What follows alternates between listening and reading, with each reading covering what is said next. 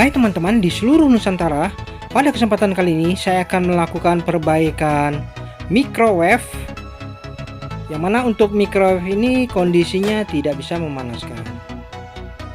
Baik, saya akan melakukan pengecekan terlebih dahulu bagaimana kerusakan dari microwave ini.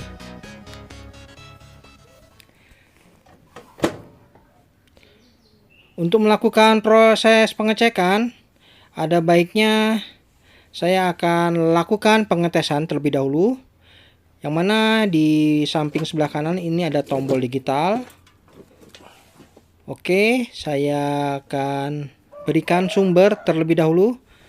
Ya, pastikan indikator displaynya menyala. Ya, indikator displaynya sudah menyala. Kemudian ada tombol di sini. Saya tekan start terlebih dahulu. Kemudian ya, ternyata ada percikan api di bagian dalamnya. Ya, coba teman-teman perhatikan lagi. Saya tes, saya tekan start, lihat di bagian dalam ini ada percikan api. Oke, saya tekan tombol start. Ya, nah seperti itu. Jadi permasalahannya sangat mengkhawatirkan, ada percikan api di bagian dalam. Bisa kita lihat di mana percikannya, dan ternyata di sini di bagian plat pelindung pada pancaran magnetronnya ini mengalami gosong. Oke, jadi seperti itu permasalahannya, sehingga microwave ini tidak berani digunakan. Bagaimana cara perbaikan microwave yang mengalami kerusakan parah seperti ini? Oke, saya cabut dulu sumbernya. Saya akan lakukan perbaikan. Yang pertama, kita akan lakukan pembongkaran pada bagian kap di bagian bodi microwave ini. Namun sebelumnya, bisa kita lihat terlebih dahulu untuk spesifikasi dari microwave ini. Untuk mereknya yaitu Cesena, dan dayanya sebesar 600 watt. Oke, saya akan lakukan pembongkaran. Diperlukan pembongkaran, ada beberapa skrup yang harus dilepas terlebih dahulu. Kemudian kap ini bisa kita lepas saja. Tidak lupa di bagian samping sebelah kiri juga ada skrup.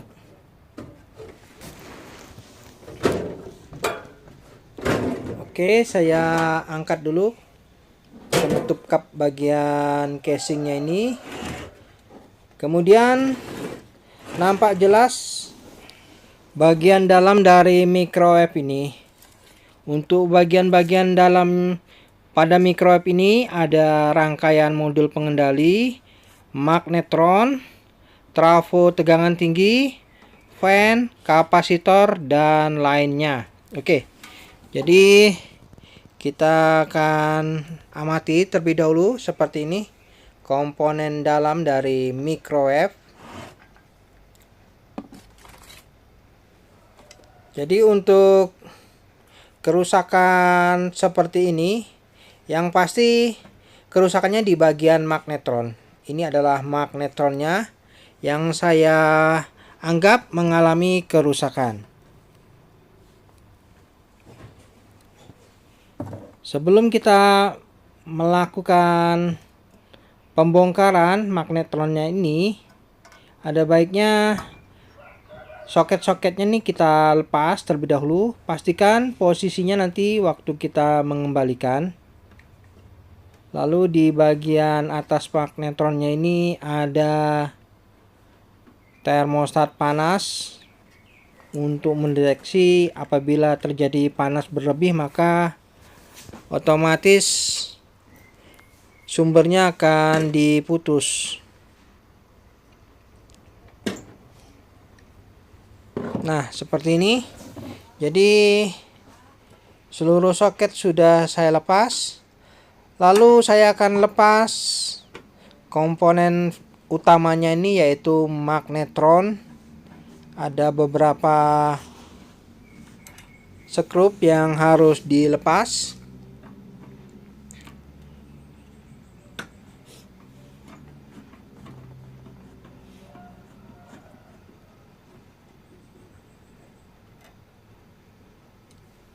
Nah, ini 2 skrup. Lalu di sebelah kanan nih ada juga skrupnya.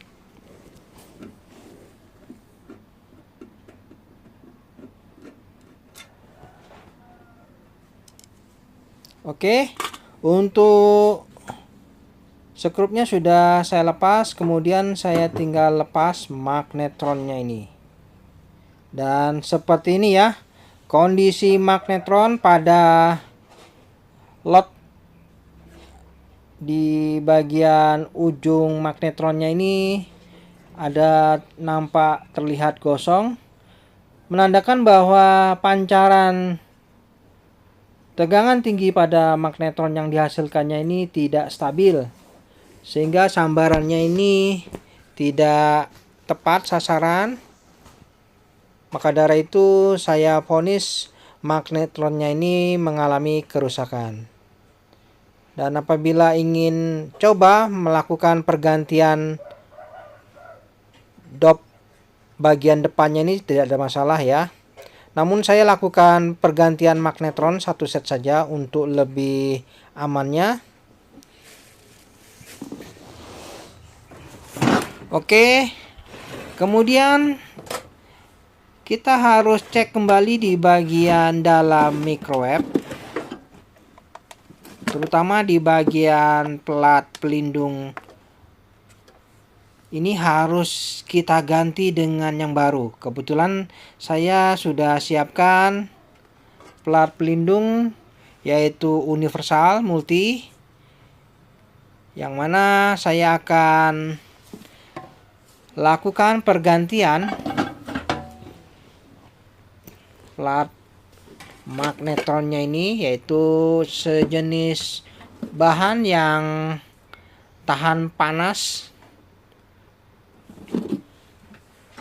Oke, cara melepasnya kita sungkit perlahan-lahan.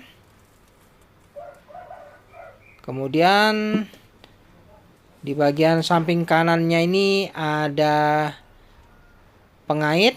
Nah, sudah terlepas ya, nampak terlihat gosong. Dan ini akan saya lakukan pergantian dengan yang baru.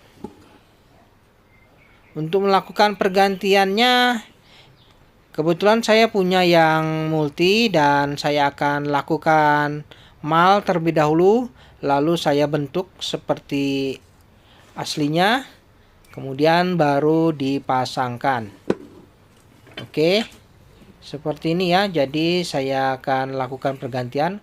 Untuk magnetronnya kebetulan saya tidak memiliki stok, jadi saya akan lakukan pemesanan terlebih dahulu secara online dengan tipe yang sama ya, jadi tidak boleh berbeda untuk pemesanan magnetronnya ini. Oke, saya akan lakukan pemesanan terlebih dahulu. Baik teman-teman, setelah kurang lebih sekitar seminggu kemudian, yang mana untuk dalam dari magnetronnya ini sudah saya lakukan pengecatan. Jadi bagian bodinya ini yang mengalami gosong sudah saya amplas, kemudian saya cat kembali.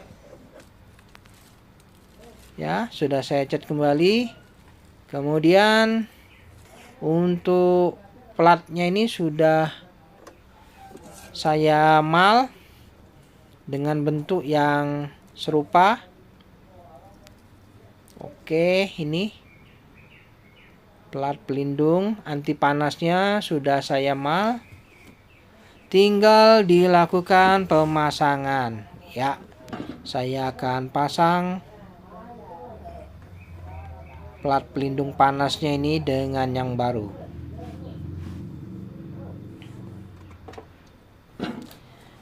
Oke, setelah terpasang dengan tepat. Nah, seperti ini hasilnya ya. Jadi sudah terpasang. Kemudian tinggal kita lanjut untuk melakukan pergantian magnetron yang baru. Oke, ini adalah plat pelindung panasnya sudah saya ganti. Ini adalah plat pelindung yang rusak sebelumnya.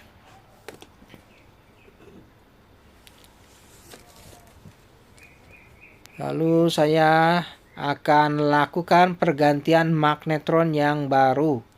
Karena saya anggap magnetronnya ini sudah tidak layak. Untuk tipenya yaitu Witol. Jadi harus betul-betul persis ya. Ini Witol 2M219J. Jadi kita ganti sesuai dengan tipenya. Kebetulan sudah seminggu pesanan saya sudah datang. Saya pesan secara online. Nah, ini. Oke, saya akan buka paketnya ini untuk spare part magnetron yang baru. Nah, ini ya. Jadi untuk magnetronnya ini saya pesan secara online dan harganya terjangkau karena magnetronnya ini adalah magnetron yang second namun kondisinya masih layak pakai.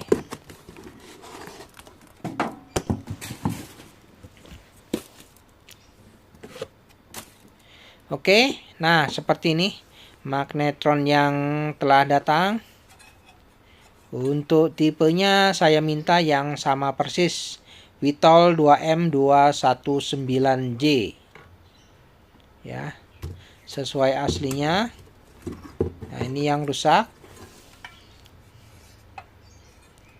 Sama ya. 2M219J. Oke, langsung saja saya akan lakukan pemasangan magnetronnya ini.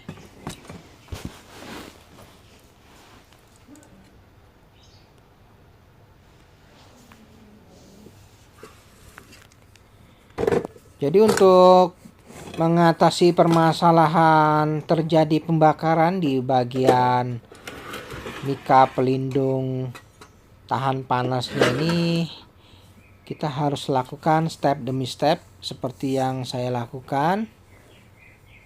Yang pertama kita ganti dulu plat mikanya itu. Kemudian magnetronnya ini kita ganti satu set saja untuk menghindari hal-hal yang tidak diinginkan. Namun apabila teman-teman ingin mengganti kop bagian ujung dari magnetronnya ini tidak ada masalah ya. Jadi kalau memang mau coba-coba silahkan diganti dulu kop bagian ujungnya itu. Namun kalau tidak mau ambil risiko, baiknya langsung kita ganti satu set seperti ini.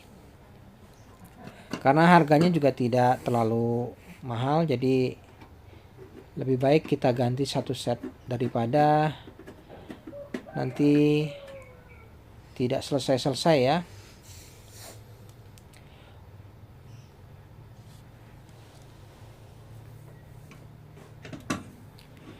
Oke, untuk magnetron yang baru saya pasang.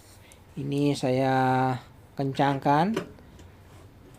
Ada 3 skrup ya di bagian kanan dan kiri. Pastikan posisinya harus benar-benar tepat. Jangan sampai miring. Jadi hati-hati dalam step ini untuk proses pemasangannya. Jadi posisi magnetronnya ini harus benar-benar rata.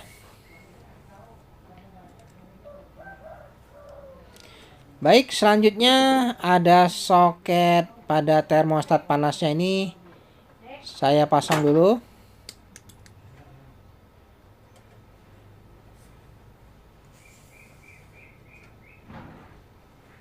Oke, saya pasang soket termostat panasnya pada posisinya.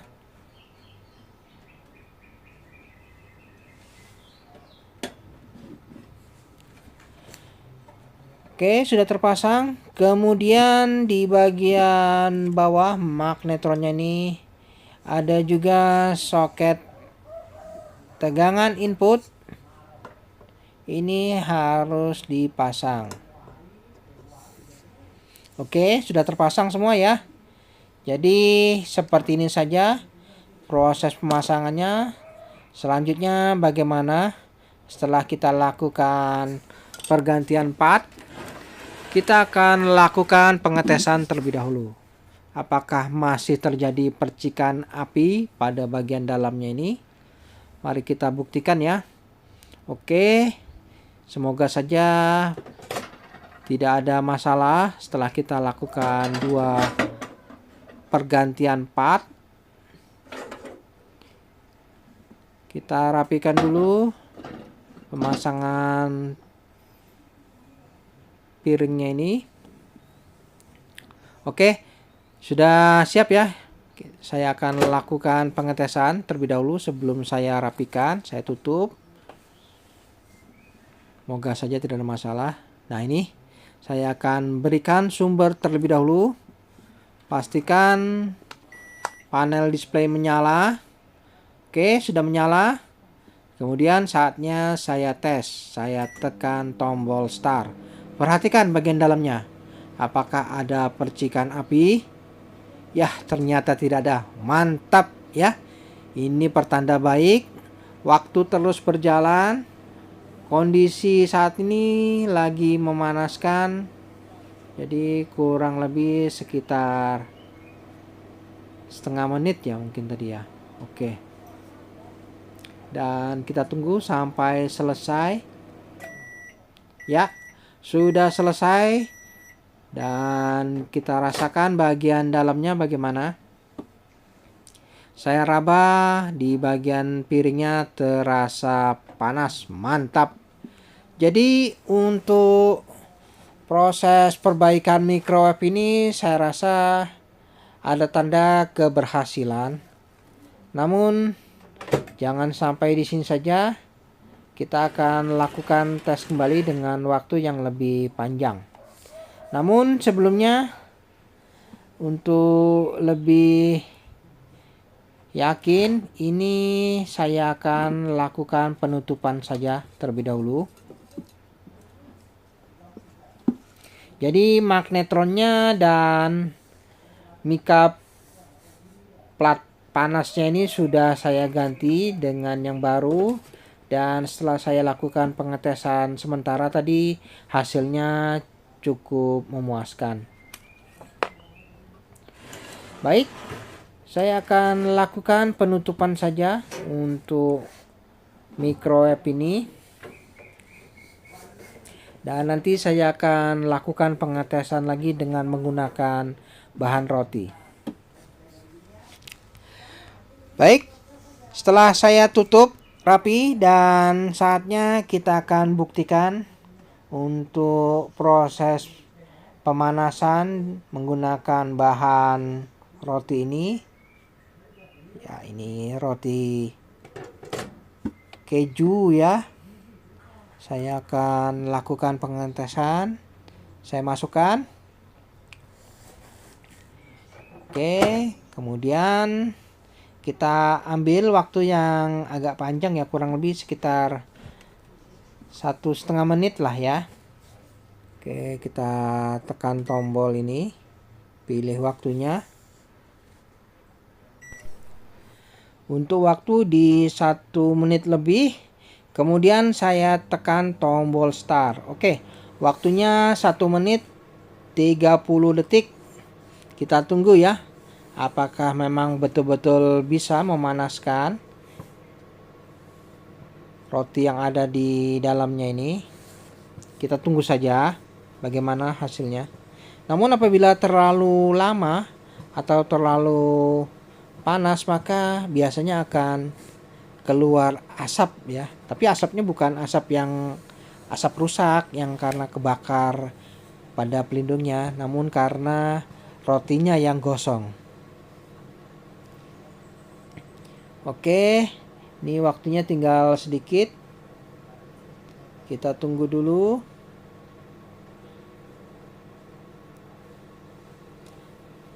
Dan nampak jelas di bagian dalam ini sudah terlihat kepulan asap. Karena sudah gosong ini sepertinya nih rotinya ini. Namun biarkan saja ya, kita selesaikan saja waktunya ini. Biar kita lihat sama-sama apakah proses pemanasannya ini benar-benar berfungsi atau tidak. Oke, saya rasa sudah cukup dan biarkan sampai selesai. Nah, sudah selesai dan saya buka, kita lihat. Deng deng, ya. Ternyata banyak kepulan asap ya. Namun asapnya ini asap baik, bukan asap jahat ini. Asapnya ini berasal dari roti yang kita panaskan karena kondisinya sudah sangat kering. Nah, ternyata hasil perbaikan ini sudah mantap ya teman-teman. Berhasil dengan sempurna. Jadi sampai di sini dulu perjumpaan video saya. Dan kita akan ketemu lagi pada video-video saya selanjutnya. Sampai jumpa.